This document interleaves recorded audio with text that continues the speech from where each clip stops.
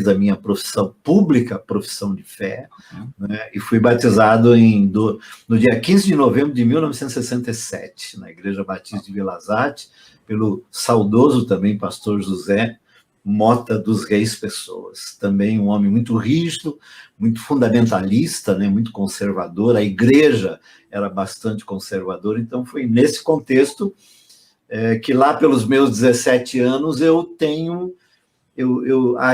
sei que eu vivo uma experiência com Deus, com o Deus do meu pai, que a partir daí tornou-se o meu Deus.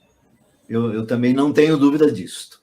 E um amigo meu participa desse momento, um amigo de infância, né, de adolescência. Ele me chama a atenção, interessante, né? Ele me confronta com a minha fé. Ele vivia um momento de espiritualidade agressiva, né, forte, né, aquelas conversões de meninos, né? E ele me confronta, né, com a minha fé.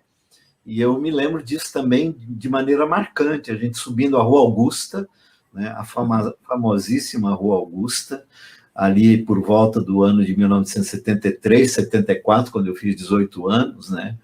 E ele me confronta, e eu lembro que eu chego em casa e eu oro, né? Eu me ajoelho no meu quarto e eu oro. E eu disse a Deus, Deus, eu te quero, eu te amo, eu sei que o Senhor é o meu Deus. E a partir daí a minha vida ganhou dimensões outras tantas, né? Inclusive essa coisa de assumir lideranças, né? Aos 17 anos como professor de escola dominical, aos 18 anos eu preguei meu primeiro sermão no púlpito da igreja, eu era um dos líderes da juventude. A Lau, a minha esposa, hoje era presidente da União de Mocidade na época, e eu era o vice-presidente, e tinha aquele domingo que a mocidade assumia o culto, né? Assumia o domingo, né? E eu fui escalado pela juventude para ser o pregador. Então, eu preguei meu primeiro sermão aos 18 anos, em Mateus capítulo 6, versículo 33. Buscai primeiro o reino de Deus e as demais coisas serão acrescentadas. Então, isso é mais ou menos o resumo desse período, Júlio. Nesta ocasião, você já tinha consciência da sua vocação pastoral?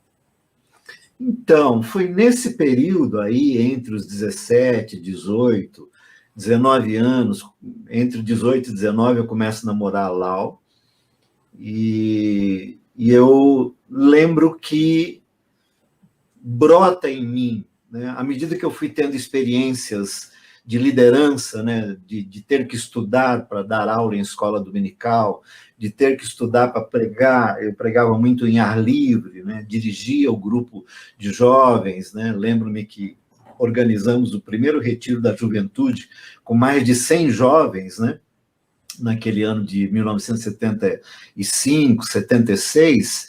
Então, eu tinha uma sensação de que algo me conduzia para a ideia do pastoreio, né, do pregador do evangelho, né? E é claro que naquela época era muito comum as influências, né, que algumas falas exerciam sobre a gente, tanto da família, quanto de amigos, quanto de pessoas mais velhas da igreja, quanto o próprio pastor, tinham aqueles apelos, né, vocacionais, né? E eu me lembro que eu levantei a minha mão e fui à frente algumas vezes, declarando a minha vocação, né, para o serviço pastoral. Não no entendimento que eu tenho hoje a respeito, mas no entendimento que eu tinha naquela época, no contexto que eu vivia, né, bem enquadrado num contexto batista, conservador, né? Então, tudo que eu tinha na minha memória era o que eu via do meu pastor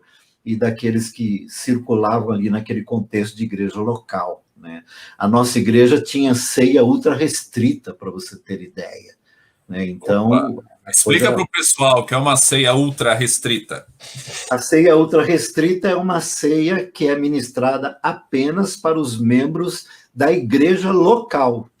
Nem membros de igrejas batistas de outros lugares poderiam participar da ceia na nossa igreja. só membros da comunidade local.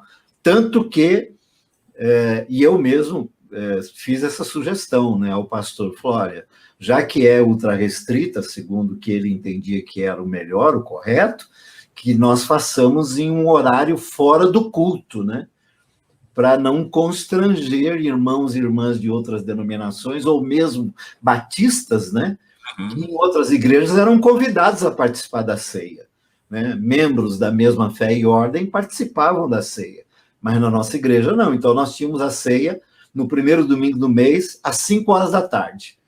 E às 7 horas, 8 horas era o culto normal, né? Então, foi nesse contexto que eu cresci, né? Então, todo o meu entendimento, e até mesmo entendimento vocacional, tem a ver com esse histórico, né?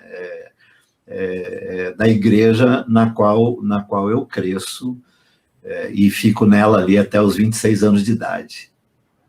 Você é de uma cultura em que, se perguntasse se você era evangélico ou protestante, a resposta: eu sou batista. Eu sou batista. Eu sou batista. Nem tinha essa coisa de sou cristão, sou evangélico. Né? Isso são versões que foram surgindo, né? Eu era batista. Era batista, como tinha o presbiteriano, né? Como tinha o metodista, como tinha o congregacional, ou o pentecostal, né? Mas, assim, não se utilizava muito esses termos, né, que hoje até estão altamente contaminados, né, mas vamos dizer, a sigla, né, da Igreja Batista, ela tinha, inclusive, um respeito, né, no contexto social, no contexto religioso, até mesmo no contexto político, mas numa outra dimensão, Júlio, numa outra dimensão. Anos 60, anos 70, né? Nós estamos falando de um outro tempo